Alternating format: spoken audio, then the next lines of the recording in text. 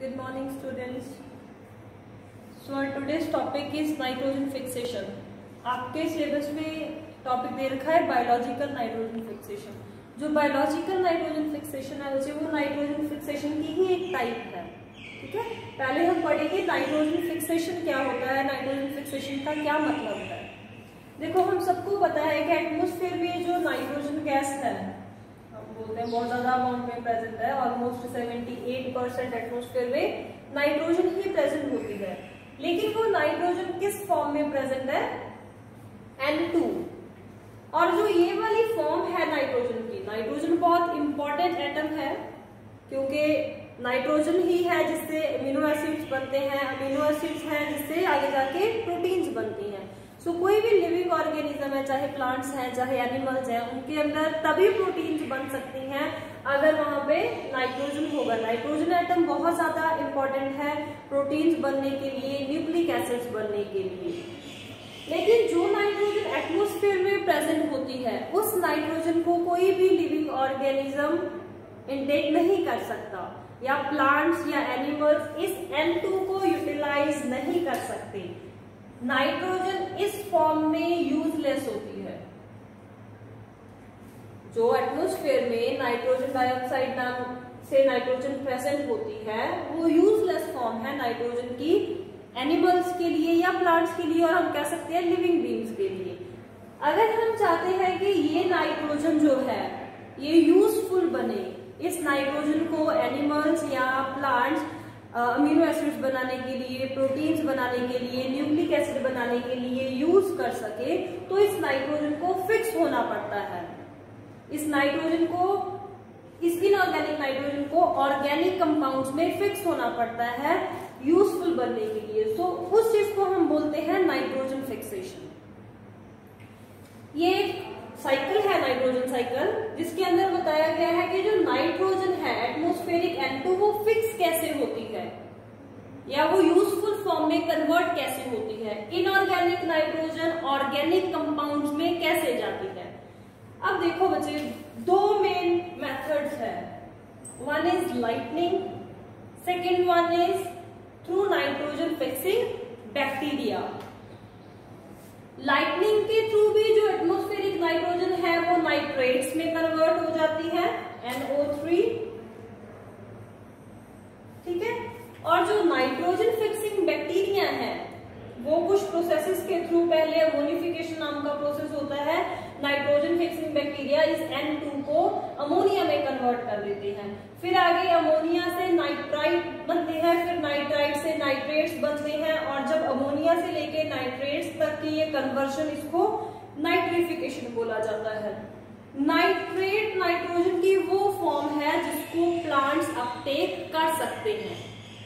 ठीक है, nitrates nitrogen की वो यूजफुल फॉर्म है जिसको प्लांट्स अपटेक कर सकते हैं, और फर्दर यहाँ से इस नाइट्रोजन एटम को अमीनो एसिड्स, प्रोटीन्स या फिर न्यूक्लिक एसिड बनाने के लिए यूज कर सकते हैं.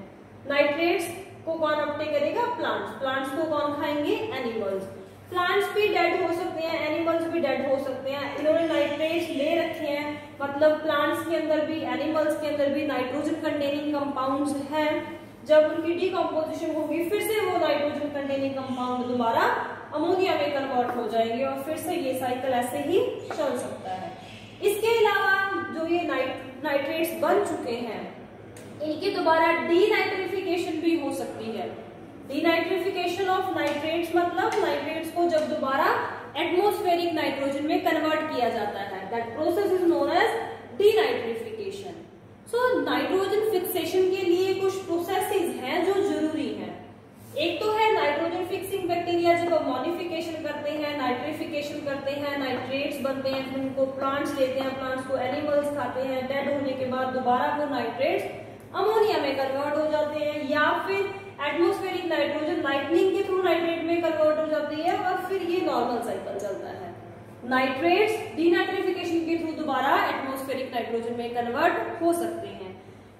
एटमॉस्फेरिक नाइट्रोजन को फिक्स करने के लिए ये दो मेन साइकिल्स चलते हैं एटमॉस्फेयर के अंदर, जिसके थ्रू जो यूजलेस नाइट्रोजन है वो यूजफुल फॉर्म में प्लांट्स या एनिमल्स तक पहुंचती है. एटमॉस्फेयर में ये नाइट्रोजन यूजफुल फॉर्म में कन्वर्ट होके प्लांट्स या एनिमल्स के अंदर जाके बहुत सारे ऑर्गेनिक कंपाउंड्स बना देती है जो प्लांट्स या एनिमल्स के लिए जरूरी होते हैं। सो वही हमारा टॉपिक है नाइट्रोजन फिक्सेशन के जो एटमॉस्फेरिक यूजलेस नाइट्रोजन है उसको यूजफुल फॉर्म में कन्वर्ट कैसे करना है। इस साइकिल से आपको थोड़ा आइडिया हो गया होगा कि जो नाइट्रोजन है वो फिक्स कैसे होती है। इन चीजों को ही हम आगे चल के डिटेल में पढ़ेंगे। जैसे मैंने लाइटनिंग से नाइट्रेट बना दिए, वो लाइटनिंग से नाइट्रेट कैसे बनता है, या नाइट्रोजन फिक्सिंग बैक्टीरिया अमोनिफिकेशन कैसे करते हैं, फिर वो ये वाला सारा स्टेप कैसे चलाते हैं, कौन सी चीजें यूज होती हैं, वो सारा हम डिटेल में इसके बाद पढ़ेंगे। सो नाइट्रोजन फिक्सेशन मतलब conversion of inorganic nitrogen into organic nitrogen, that is known as nitrogen fixation. Nitrogen fixation दो तरीके की हो सकती है बच्चे, one is non biological and second one is biological. इस साइकिल के अंदर दोनों ही है। जो नॉन बायोलॉजिकल नाइट्रोजन फिक्सेशन है that is fixation of nitrogen through lightning, और जो बायोलॉजिकल नाइट्रोजन फिक्सेशन है that is nitrogen fixation through bacteria. जब बैक्टीरिया नाइट्रोजन को फिक्स करते हैं तब हम उसको बायोलॉजिकल नाइट्रोजन फिक्सेशन बोलते हैं, और जब लाइटनिंग नाइट्रोजन को फिक्स करती है उसको हम नॉन बायोलॉजिकल नाइट्रोजन फिक्सेशन बोलते हैं। पहले देखते हैं नॉन बायोलॉजिकल जो नाइट्रोजन फिक्सेशन है या लाइटनिंग है वो कैसे होती है। अब देखो बच्चे, जब एक नाइट्रोजन एटम N2 की फॉर्म में दूसरे नाइट्रोजन एटम से जुड़ता है तो उसके अंदर ट्रिपल बॉन्ड बनता है, और ट्रिपल बॉन्ड को तोड़ने के लिए हमें बहुत ज्यादा एनर्जी चाहिए होती है। ये आपको पता होगा कि केमिकल बॉन्ड्स को तोड़ने के लिए एनर्जी की रिक्वायरमेंट होती है। सिंगल बॉन्ड जल्दी टूट जाता है, डबल बॉन्ड को उससे ज्यादा एनर्जी चाहिए, ट्रिपल बॉन्ड को उससे भी ज्यादा एनर्जी चाहिए। सिमिलर लाइक अगर हमें एक स्टिक को ब्रेक करना है हम इजिली ब्रेक कर देंगे, 2 स्टिक्स जोड़ देंगे थोड़ा ज्यादा जोर लगेगा, 3 स्टिक्स को तोड़ने के लिए ज्यादा एनर्जी चाहिए। सिमिलरली 3 बॉन्ड्स को ब्रेक करने के लिए ज्यादा एनर्जी चाहिए होती है। और जब लाइटनिंग होती है, बारिश हो रही होती है, तो वो लाइटनिंग में इतनी ज्यादा एनर्जी होती है, इतनी पावर होती है कि वो N2 मॉलिक्यूल को ब्रेक कर देती है।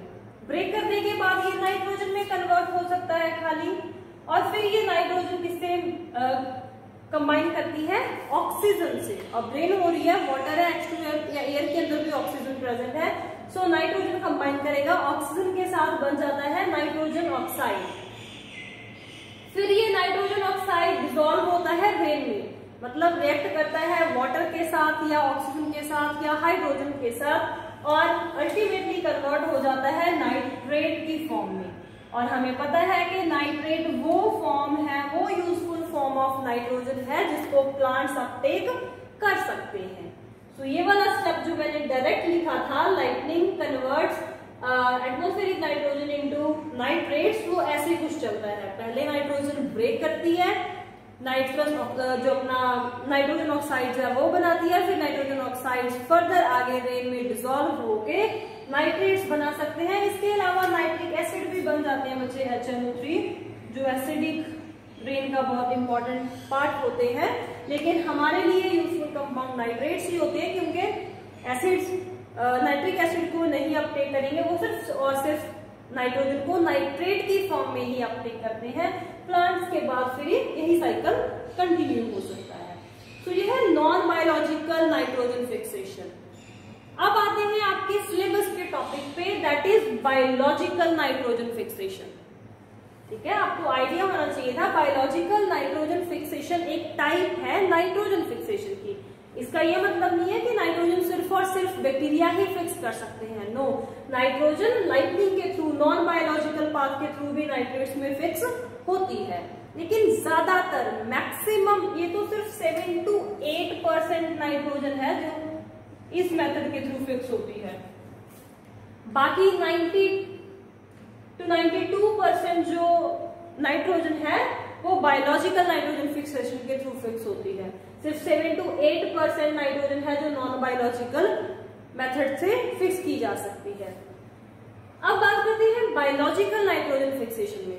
अगर हम बायोलॉजिकल नाइट्रोजन फिक्सेशन की बात करें, first of all biological that means कोई लिविंग आइडेंटिटीज इसके अंदर इन्वॉल्व होंगी, और वो लिविंग आइडेंटिटीज जो नाइट्रोजन को बायोलॉजिकल नाइट्रोजन में फिक्स करने में हेल्प करती हैं, they are known as bacteria, जिनको बोला जाता है नाइट्रोजन फिक्सिंग बैक्टीरिया। बहुत सारे बैक्टीरिया होते हैं जिनको बोला जाता है नाइट्रोजन फिक्सिंग बैक्टीरिया। वो बैक्टीरिया मेनली रोल प्ले करते हैं नाइट्रोजन को बायोलॉजिकली फिक्स करने में।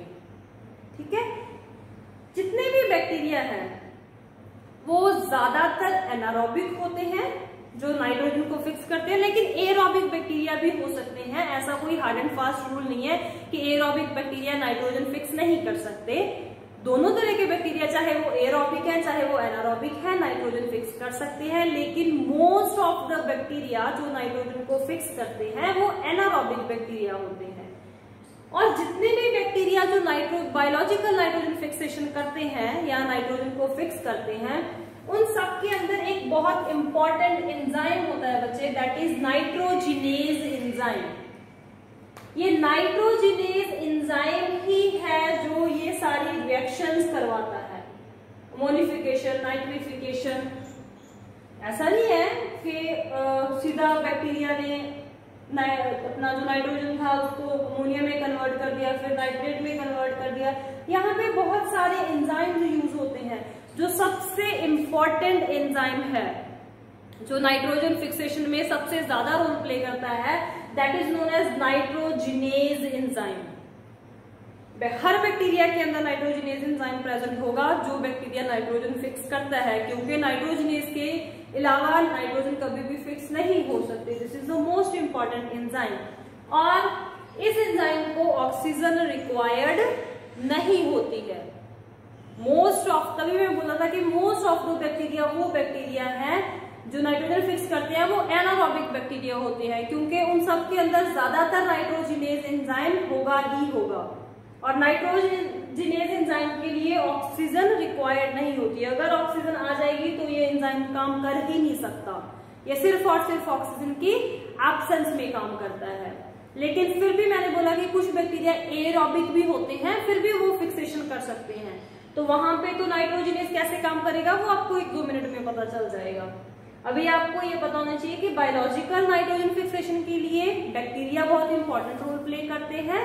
और बैक्टीरिया के अंदर एक एंजाइम प्रेजेंट होता है, दैट इज नाइट्रोजिनेज एंजाइम, जो नाइट्रोजन को फिक्स करवाता है। नाइट्रोजिनेज एंजाइम के अंदर 2 एलिमेंट्स प्रेजेंट होते हैं। आयरन हर नाइट्रोजिनेज एंजाइम के अंदर प्रेजेंट होगा ही होगा। उसके साथ या तो मोनोब्लेडम भी हो सकता है या वेनेडियम की एटम्स भी हो सकती हैं।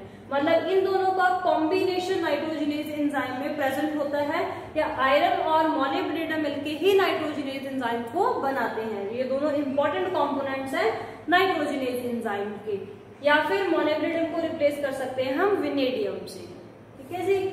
और जब भी बायोलॉजिकल नाइट्रोजन फिक्सेशन होती है बच्चे, तो उसके लिए बहुत ज्यादा एनर्जी चाहिए होती है। कितनी एनर्जी? एक नाइट्रोजन के मॉलिक्यूल को फिक्स करने के लिए 16 एटीपी के मॉलिक्यूल्स लगते हैं। अगर हम चाहते हैं कि एक नाइट्रोजन का मॉलिक्यूल फिक्स हो सके, वो अमोनिया में या नाइट्रेट में कन्वर्ट हो सके, तो उसको नाइट्रेट में कन्वर्ट करवाने तक 16 एटीपीज लगते हैं। सॉरी, नॉट नाइट्रेट तक कन्वर्ट कराने तक, अमोनिया तक कन्वर्ट। जब एक नाइट्रोजन मॉलिक्यूल को अमोनिया में हमें कन्वर्ट करना है, सिर्फ अमोनिफिकेशन के प्रोसेस में ही 16 एटीपी लगते हैं। सो बहुत ज्यादा एनर्जी रिक्वायरमेंट होती है नाइट्रोजन फिक्सेशन के लिए। मैंने यहाँ पे रिएक्शन पे लिख रखी है, एक नाइट्रोजन मॉलिक्यूल को फिक्स करने के लिए 16 एटीपीज, 8 प्रोटॉन्स, 8 इलेक्ट्रॉन्स चाहिए होती हैं, तब जाके 2 मॉलिक्यूल्स ऑफ अमोनिया बनता है और फिर आगे उसके बाय प्रोडक्ट्स निकलते हैं। ठीक है।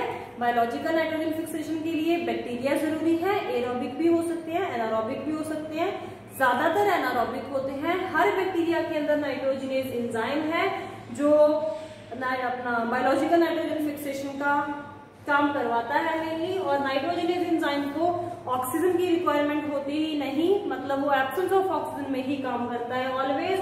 बना किससे होता है? आयरन एंड मोनोब्लेडम से। मोनोब्लेडम की जगह वेनेडियम भी किसी नाइट्रोजिनेज एंजाइम में प्रेजेंट हो सकता है।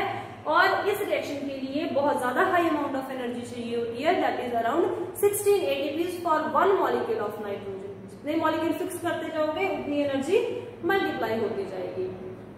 अब ऐसे देखो बैक्टीरिया है, बैक्टीरिया के अंदर नाइट्रोजनेज है, नाइट्रोजनेज को ऑक्सीजन नहीं चाहिए, लेकिन जो एरोबिक बैक्टीरिया है वो तो नाइट्रोजन की ऑक्सीजन में ही सांस लेते हैं, उनको तो ऑक्सीजन चाहिए होती है। फिर जब एरोबिक बैक्टीरिया ऑक्सीजन अंदर लेके जाएंगे तो उनका नाइट्रोजनेज तो वर्क ही नहीं करेगा। तो बैक्टीरिया क्या करते हैं, बैक्टीरिया के अंदर अलग अलग तरह की मॉडिफिकेशंस होती हैं, जैसे कि कुछ बैक्टीरिया ऐसे हैं जो क्या करते हैं, ऑक्सीजन जो होती है उनके अंदर लेग हीमोग्लोबिन नाम का कंपाउंड प्रेजेंट होता है। हमें पता है कि हीमोग्लोबिन एक प्रोटीन है जिससे ऑक्सीजन बाइंड कर सकती है।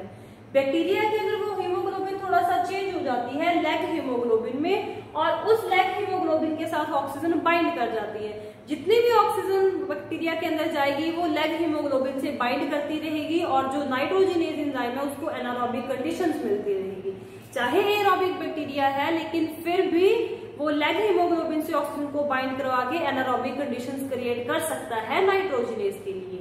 या कुछ बैक्टीरिया ऐसे होते हैं जो फिक्सेशन ही नाइट टाइम में करते हैं, क्योंकि नाइट टाइम में फोटोसिंथेसिस नहीं होती तो ऑक्सीजन का अमाउंट इंक्रीज नहीं होता, कंडीशन ज्यादातर एनारोबिक रहती है, और उस टाइम पे वो नाइट्रोजन को फिक्स कर लेते हैं, क्योंकि नाइट टाइम पे फिर नाइट्रोजनेज एक्टिवेट हो जाता है, क्योंकि वहां पे ऑक्सीजन का अमाउंट ज्यादा नहीं होता, एनारोबिक कंडीशन बन जाती है। एनारोबिक कंडीशंस बनती है या तो लेग हीमोग्लोबिन के प्रेजेंट होने से, ये जो प्रोटीन है वो ऑक्सीजन को बाइंड कर लेती है, मतलब इन्वायरमेंट को एनारोबिक बना देती है, या फिर बैक्टीरिया फिक्स करते हैं नाइट्रोजन को नाइट टाइम में, सो दैट वहां पे ऑलरेडी फोटोसिंथेसिस ना होने की वजह से ऑक्सीजन कम होती है, कंडीशंस एनारोबिक ही रहती है। सो बायोलॉजिकल नाइट्रोजन फिक्सेशन थोड़ा कॉम्प्लेक्स प्रोसेस है, उसके अंदर एंजाइम यूज होते हैं, उसके अंदर बैक्टीरिया यूज होते हैं, उसके बारे में हमने थोड़ा सा पढ़ा, बहुत सारी अमाउंट ऑफ एनर्जी चाहिए होती है। जो भी बायोलॉजिकल नाइट्रोजन फिक्सेशन है उसके अंदर 3 मेन स्टेप्स होते हैं बच्चे। The first one is ammonification, the second one is nitrification, and the third one is denitrification. लेकिन आप ये स्टेप्स पढ़ चुके हो इस साइकिल के लिए। जब भी बायोलॉजिकल नाइट्रोजन फिक्सेशन होगी सबसे पहले अमोनिफिकेशन नाम का प्रोसेस होता है, जब N2 कन्वर्ट होता है अमोनिया के अंदर, जब नाइट्रोजन को अमोनिया में कन्वर्ट किया जाता है, that is known as ammonification. Nitrification क्या है, इस अमोनिया का पहले नाइट्राइट में कन्वर्ट होना, फिर नाइट्राइट से नाइट्रेट में कन्वर्ट होना, that complete process is known as nitrification. और जब ये नाइट्रेट्स दोबारा नाइट्रोजन